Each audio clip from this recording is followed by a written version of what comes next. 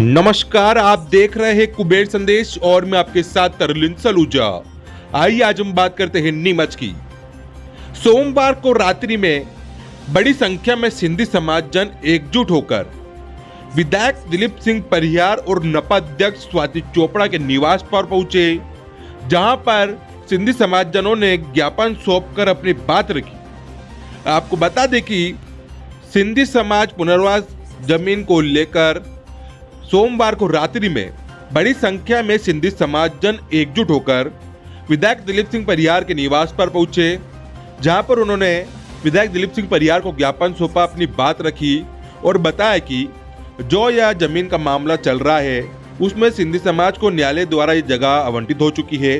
उसके बाद भी लगातार सिंधी समाज जनों के लिए यह जमीन का मामला चल रहा है, जिसको लेकर विधायक दिलीप सिंह परिहार ने बताया कि सिंधी समाज जो कि बहुत ही बलिदान और त्याग इनके सिंधी समाज जनों के रहे हैं, और ऐसे में यदि हमारे नीमच समाज के सिंधी समाज जनों को परेशान होना पड़े तो ये हम कदे ही सहन नहीं करेंगे। वहीं विधायक दिलीप सिंह परिहार ने कहा कि कोई भी परेशानी यदि सिंधी समाज जनों के लिए आती है तो हम कंधे से कंधे मिलाकर सिंधी समाज के लिए खड़े हैं। जब न्यायालय ने सिंधी समाज को जगह आवंटित कर दी है तो फिर किस बात की परेशानी। और साथ ही में विधायक दिलीप सिंह परिहार ने कहा कि आप सब अपना काम करें, उस जगह पे आप अपना काम करें। किसी भी प्रकार की परेशानी होती है तो मैं आपके साथ स्वयं खड़ा हूं। यदि नीमच से भोपाल तक जाना पड़े तो भी मैं आप लोगों के साथ खड़ा हूं। किसी भी तरह से हम सिंधी समाज जनों को परेशान नहीं होने देंगे।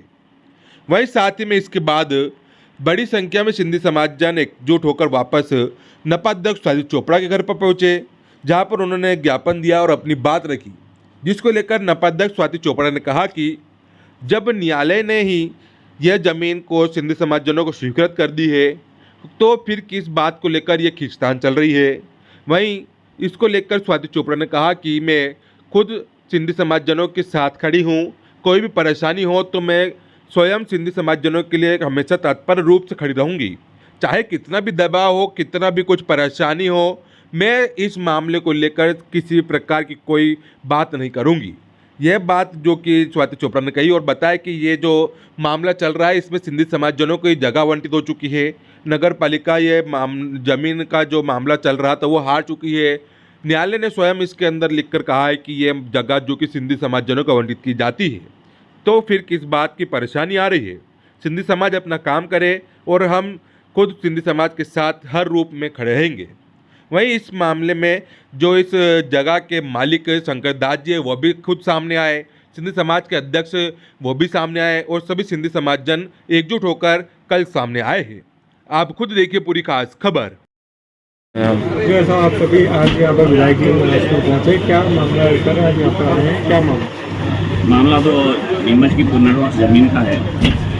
जो वो लड़ाई चल रही नगर पालिका की इनके जो कोर्ट से केस जीत चुके हैं और पुनर्वास की ज़मीन उन्होंने घोषित की है। सीएमओ साहब भी बोल चुके हैं पुनर्वास की ज़मीन है, और मैं जब से पैदा हुआ तब से देख रहा हूँ पुनर्वास की ज़मीन में। मैंने अभी जैसे आपको बताया एनू कॉलोनी चौक से लेकर इधर मिडिल स्कूल रोड, जिला अस्पताल रोड, अमरन मंथन रोड, ये पूरा सर्कल इसी में आता है पुनर्वास विभाग में।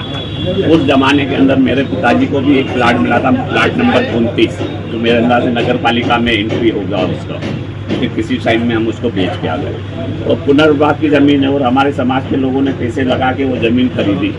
पहले तो कहते नहीं, फिर अभी खरीदी, मेहनत मजदूरी करके पैसे कमा के ज़मीन लेते। मीडियम परिवार, छोटे परिवार हैं, फिर ऐसा होता तो दुख होता है, किसी भी समाज के साथ ऐसा होता है। मैं तो यही कहूँगा विधायक महोदय से, सीएमओ साहब से, नगर पालिका अध्यक्ष से, जो मौके पे खड़े होकर ज़मीन का कब्जा दिलाएं और उनको बसावे, वहाँ पे नीचे दुकान बनावे, ऊपर मकान बनावे, तो सिंधी समाज तरक्की करे, आगे बढ़े।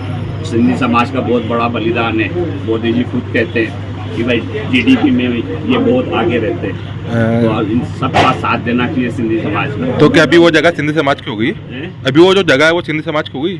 सिंधी समाज की तो पैसे देकर खरीदी है, जमीन के पैसे दिए, पंजीयन कार्यालय में रजिस्ट्रियाँ कर रही है, मुद्रांक दिया उसका, उन्हीं की जमीन हुई ना, दूसरा कहाँ से? अभी आपने विधायक जी को कुछ ज्ञापन भी दिया, वो क्या था ज्ञापन, और विधायक जी ने आपको क्या बोला? विधायक जी ने आपको भी बोला, ज्ञापन यही दिया कि जमीन पुनर्वास की है और सिंधी समाज की है, सिंधी समाज को दी जाएगी, मेरे जितना होगा सहयोग करूंगा। उनका विशेष से नहीं है समाज पे, समाज उनके साथ कंधे से कंधा मिला के खड़ा है। आपने कब्जा दिलाने की बात की है, तो अभी कब्जा नहीं है? कब्जा खाली पड़ा है, जो ये अखबारों में आ रहा है, जो उसको कह रहे हैं मौके में नफ्ती करावे, नक्शे पास करवा के उनको निर्माण की परमिशन देवे और वो मकान बनावे, दुकान बनावे। आपका नाम है? मनोहर अर्जनानी। कब भूमि आवंटन हुई थी, ये कौन सा करना आ गई थी, कितनी भूमि आपको आवंटित की गई थी? 2007 में 26 से 2007 में ये अलॉटमेंट हुआ अपना। 5 एकड़ का कंपनसेशन का समायोजन किया गया प्रारंभिक सहायता के तौर पे। 16.10 एकड़ का प्रकरण था पेंडिंग, 5 एकड़ का कंपनसेशन किया गया। 1547.05 वर्ग मीटर जो 8 भूखंड थे उसका आवंटन किया गया विधि सम्मत। फिर माननीय मुख्यमंत्री ने जांच कमीशन बिठाई, न्यायपालिका की गरिमा के अनुरूप सही पाया गया, केंद्रीय नियमों के अनुकूल पाया गया, आयुक्त महोदय द्वारा जांच की गई, उच्च न्यायालय का भी निर्णय सही गया, इसमें भारत सरकार के दिशा निर्देशों के अनुकूल किया गया है, कोई अनियमितता नहीं पाई गई है। अभी आज यहाँ पर विधायक जी यहाँ पहुँचे, क्या समस्याओं को लेकर आज यहाँ पर आए? समस्या है नहीं, समस्या पैदा कराई जा रही है, उसके समाधान के लिए आए हैं। और माननीय विधायक महोदय और भारतीय जनता पार्टी के हम आभारी हैं। अभी भी माननीय मुख्यमंत्री महोदय ने विधानसभा सत्र में इस संबंध में सिंधियों के जो लंबित प्रकरण हैं विभाजन के, उनके तत्काल निराकरण के निर्देश दिए हैं। हम उनके बहुत बहुत आभारी हैं। और माननीय मोदी जी शासनकाल में भी गृह मंत्रालय भारत सरकार से दिशा निर्देश जारी हुए हैं 16-17 में, वो भी अपने पास है, वो प्रतियां भी मैंने दी है इनको, हम उनका आभार व्यक्त करते हैं। वो दिक्कत क्या आ रही है जिसके लिए आप संघर्ष कर रहे हैं? कोई दिक्कत नहीं आ रही सर, कोई दिक्कत नहीं आ रही, पूरा सहयोग मिल रहा प्रशासन का, नगर पालिका का, मध्य प्रदेश शासन ने भी दिया आपने सहयोग। फिर अभी यहाँ क्यों आना पड़ा? दिक्कत तो आ जाएगी ना, आवंटन नहीं हो रहा, कब्जा नहीं मिल रहा है, निर्माण अनुमति नहीं मिल आभार रही। प्रकट करने के लिए आभार से। आपका नाम? शंकर चंदन। विधायक जी, देखा गया है कि सिंधी समाज के सब जानमानी आपके यहाँ पर आए स्वागत करने, क्या कुछ कहना चाहेंगे इसको लेकर, क्या हुआ पड़ा है? उच्च न्यायालय द्वारा सिंधी समाज को जो जमीन आवंटित की गई है वो नियमानुसार की गई है। और जब से मैं 2003 से विधायक हूँ, बीच में माननीय हमारे वरिष्ठ नेता मार्गदर्शक डॉक्टर लाल कृष्ण आडवाणी जी भी जब नीमच बता रहे थे तो समाज के मुखी जी और अन्य लोगों ने इस संबंध में विचार रखा था। और अनेक बार न्यायालय में भी मामला गया, जब उच्च न्यायालय ने इस निर्णय को किया है तो विधिमत है। और यदि इसमें कोई बात है तो प्रदेश से और हम मत ले लेंगे और उसमें जिस भी प्रकार की बात होगी। और मैंने ये भी कहा है कि यदि माननीय अभी आचार संहिता लगी हुई है, जब भी आचार संहिता समाप्त होगी चुनाव के बाद में, यदि प्रदेश सरकार से इसमें बात करना होगी, मैं स्वयं जाऊँगा इन लोगों के साथ में और बात करूँगा। क्योंकि जिन लोगों ने विभाजन की विभिषा का को झेला है, उन लोगों ने अपनी ज़मीन जायदाद, केसर के बगीचे, बड़ी बड़ी हवेलियाँ सब छोड़ के आए। और आपको मालूम होगा विभाजन की विभिषा कहानी देखी हो तो आप जरूर देखना। उसमें जब ट्रेन कट के आई थी तब पूरा देश रो रहा था और उपहार के रूप में हमें विभाजन में वो विभिषा मिला था।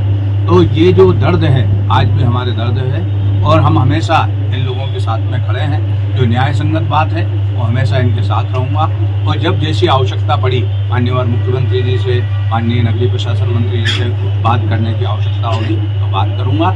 ये जो न्यायालय का निर्णय हुआ है, ये न्यायालय का निर्णय भी बिल्कुल इसमें है। और आप लोग भी इसमें देख सकते हैं कि शंकर प्रताप प्रेमचंद जी जो नीमच और मंदसौर जिला एक ही था, विभाजन में अभी जैसे भारत और पाकिस्तान का विभाजन हुआ है वैसे नीमच जिला अलग बना है और मंदसौर जिला अलग बना है। विभाजन के समय हमारे कई लोगों ने यातनाएं झेली है और मध्य प्रदेश की सरकार ने उनको सहानुभूति पूर्वक विचार कर नियमानुसार कोई ज़मीन आवंटित की है। जो लोग वहाँ रहते हैं, आज ज़मीनों की कीमत बढ़ी है। जब ये लोग वहाँ से आए थे तब इनकी कोई कीमत नहीं थी। केंद्र की सरकार उस समय तत्कालीन कांग्रेस सरकार थी, अभी वर्तमान में भारतीय जनता पार्टी की सरकार है। उस समय भी इन लोगों को वहाँ ज़मीन देकर स्थापित किया गया था, इनके रोजगार व्यवसाय जमा गए थे। और आज भी सरकार भी, भारतीय जनता पार्टी की सरकार भी इनके साथ खड़ी है। किसी भी प्रकार की जो न्यायालय ने निर्णय दिया है, इसके अलावा भी जो विधि सम्मत मत होगा वो हम मत लेंगे। और यदि आवश्यकता पड़ी तो मुख्यमंत्री जी नगरीय प्रशासन से मिलकर मदद कराएंगे। विधायक जी, भाजपा की सरकार है, भाजपा के शासन में भी ये जगह आवंटित हुई सिंधी समाज को, न्यायालय ने भी इसके ऊपर सहमति दी थी। तो आप क्या कुछ इसको कहना चाहेंगे, क्या देखता है उसको? भारतीय जनता पार्टी की सरकार नगर पालिका में बैठी है। ये जमीन मध्य प्रदेश शासन के जो लोग हैं उनको व्यवस्थापन के तहत दी गई, जो उन लोगों ने वहाँ भूमि छोड़ी है उस तरह दी गई और वो ये ज़मीन उसी में आती है। नगर पालिका का काम कर रही है, विकास के काम कर रही है। स्वाति गौरव चोपड़ा स्वयं काम कर रही है, जो लगातार विकास के काम कर रही है। और अभी तो मैंने उनसे भी बुलाया था कि वो लोग भी जो गरीब यहाँ निवास करते हैं नीमच में, कई बंगले बगीचे जो हैं जिनका हम केस जीत गए हैं, उसमें गरीबों के लिए प्लाट निकाल कर और उनको आवंटन करे, भले ही लॉटरी सिस्टम से करे, पारदर्शिता से करे, मगर नीमच बढ़ता हुआ शहर है। आज किसी भी परिवार में, जैसे पूज्य सिंधी समाज में भी आज परिवार के मुखिया हैं, मुखिया के 4 बेटे हैं, 4 बेटे अगर अपना व्यवसाय करेंगे तो उनकी जमीन है, वो आपस में किसको बांटे किसको ले, ये उनका लुकआउट है। हमें हमेशा जनहित में मैं हमेशा साथ में रहा हूँ जनता के, और इस मामले में भी जहाँ भी जो भी बात करना है करेंगे। नगर पालिका अपना काम करे और विधि अपना काम करेगा, कानून अपना काम करेगा, और जहाँ भी है कभी भी किसी के साथ भी अन्याय होगा हम उसके साथ में खड़े होकर नहीं आएंगे। जी, सिंधी समाज द्वारा मुझे ज्ञापन सौंपा गया है आज सिंधी कॉलोनी को लेकर, जो आए दिन जो खबरें छप रही हैं और जो निर्णय शासन से आया है, उच्च न्यायालय से भी नगर पालिका जो केस हार गई थी, और जो दबाव और एक तरह से इल्ज़ाम लगाए जा रहे थे लगातार समाज के ऊपर कि जैसे कोई ज़मीन है जो उन्होंने कुछ घोटाला हो गया है, कुछ ऐसी जो आशंकाएं व्यक्त की जा रही है, तो जो सच है वो बताना ही चाहते थे। और समाजजन का मुझे लगता है कि जो इनकी पीड़ा मैंने सुनी है अभी, कि जिस तरह से साथ जो किया जा रहा है बर्ताव, वो सही नहीं है। पूरा समाज इसलिए भी प्रताड़ित हो रहा है कि जब वो 1951 में जब जो हमारा भारत पाकिस्तान का विभाजन जब हुआ, और तब वो अखंड भारत जब वो छोड़ कर आए थे, और जब यहाँ आने के बाद उनको जो जितना भी वो वहाँ पर अपनी ज़मीनें, जायदाद, शोरूम सब कुछ छोड़कर आ गए, और यहाँ पर सरकार द्वारा उनको जो ज़मीन क्लेम के बदले दी गई, उस ज़मीन की लड़ाई वो आज तक लड़ रहे हैं। और अगर नगर पालिका द्वारा जब वो ज़मीन पुनर्वास विभाग को दे दी गई थी और पुनर्वास विभाग ने वो ज़मीन इनको दे दी, तो अचानक से अगर एक कांग्रेस के कार्यकाल में कोई आपत्ति लगाई जाती है और एक गलत झूठा केस लगाया जाता है, और अब ये बोला जाता है कि वो झूठा केस आगे भी लड़ा जाए और लोगों को परेशान किया जाए, तो इनके हिसाब से वो ठीक नहीं है। तो इन्होंने अपनी मांग रखी है, अपना जो पीड़ा है वो रखी है, और विधायक जी, कलेक्टर महोदय, माननीय सांसद जी, हमारे मुख्यमंत्री मोहन जी यादव, साथ ही उन्होंने कैलाश जी विजयवर्गीय, हमारे नगरीय प्रशासन मंत्री, सभी को इसको प्रेषित किया है, इस ज्ञापन को, और सभी से ये अनुरोध किया है कि वो इस मैटर में जो सही है, जो सच है, उसका साथ दे। मैडम, देखा गया है कि जो अपने बीजेपी के कुछ पार्षद है, कांग्रेस के कुछ पार्षद है, इस मामले को लेकर लगातार सीएमओ के ऊपर दबाव बनाते थे कि उन्होंने फाइल घुमा दी है, फाइल मापा नहीं, फाइल देखने को गए, अपने शहरियत के काम ना देखते हुए, वार्ड का काम ना देखते हुए इस मामले को लेकर से वो हाईलाइट करे, तो इसको लेकर आप क्या कहना चाहिए? देखिए, ये सब झूठ है। फाइल घुमा दी होती तो फाइल कैसे वहीं की वहीं मिल गई? कब घूमी फाइल? कहाँ घूमी फाइल? जब वो गए तो फाइल वहीं थी, और फाइल क्यों घुमाई जाएगी? फाइल तो सबको देखने का अधिकार है, सब देखिए फाइल। मैंने खुद ने 2 बार बुला के फाइल को पढ़ा है पूरा, और मैंने उसमें देखा है कमिश्नर द्वारा, शासन द्वारा, गृह मंत्रालय द्वारा, कलेक्टर जब मंदसौर और नीमच एक था तो कलेक्टर मंदसौर द्वारा, सब द्वारा ये यही बोला गया है कि पुनर्वास विभाग को ज़मीन दे दी गई है। पुनर्वास विभाग ने आगे ज़मीन जिसको आवंटित की है, उसमें नगर पालिका का कोई भी कुछ भी लेना देना हो ही नहीं सकता है, क्योंकि उसमें नगर पालिका के स्वामित्व संबंधी कोई दस्तावेज ही नहीं है। तो एक झूठा केस बना के पूरे समाज को फंसाना, और मुझे लगता है कहीं ना कहीं लोगों की जो निजी अपेक्षाएं होती है, इसके चलते भी ज़्यादा परेशान किया जा रहा है, ताकि उनको लगता है कि किसी का भला कैसे हो जाए, पहले हमारा भला होना चाहिए। तो सच का साथ देना, गलत के लिए खड़े होना, ये बहुत ज़रूरी होता है। और अगर कुछ लोग जो ऐसी कोशिशें कर रहे हैं, तो मुझे लगता है कि कहीं ना कहीं पूरा शहर ये बात समझ चुका है कि एक समाज को परेशान करना क्या ये सही है? कि 20-25 परिवार जो उलझ गए हैं, जो 1951 से उलझे पड़े हैं, उनकी 4-4 पीढ़ियाँ उलझ गई है।